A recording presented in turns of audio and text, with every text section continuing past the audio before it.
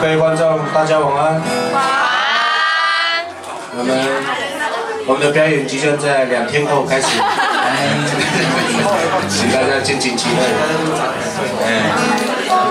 欢迎大家光临我们的练团。好。Ladies and gentlemen, my name is Adil. 萨利嘎嘎毛布鲁。以下是哪里？哎，老魏，嗨，讲话啥都差不多，你妈的。好的，哎，大家晚安。大家好。讲第二次了。很高兴你们来到女巫店，跟我们来新的分享。好的，眼睛闭起来一下，呼吸一下，来自山南温馨的风。讲话很像酒醉了。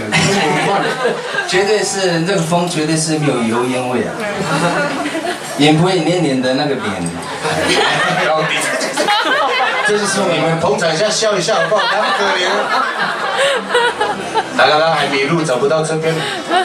确定吗？不是在逛街吗？哎，我快到了1个小时前。结果刚才以为我们要试一点，老板你到底来了没？我已经到了，已经到了。西门町看到他在逛街。哎，真的吗？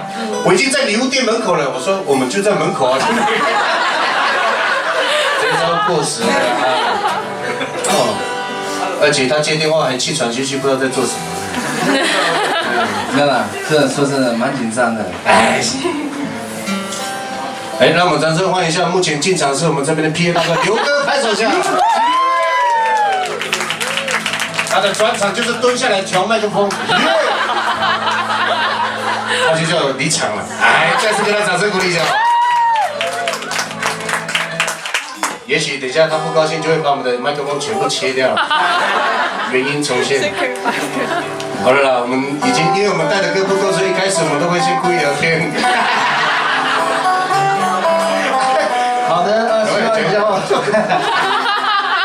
好，带来第一首歌曲。谁的？讲一下。那这首歌呢，轻快的生活。谁唱的？这首歌是这一届的金曲歌后一粒高露啊，他的一首创作。这首歌《轻快的生活》，他在叙述。哎，我们有那个贴字报买了吗？有。就在后面有那个大字幕的。好的。下一个。可以的话，一起拍手了。听不懂也假装听懂一下，把它当做英文歌来听。强迫。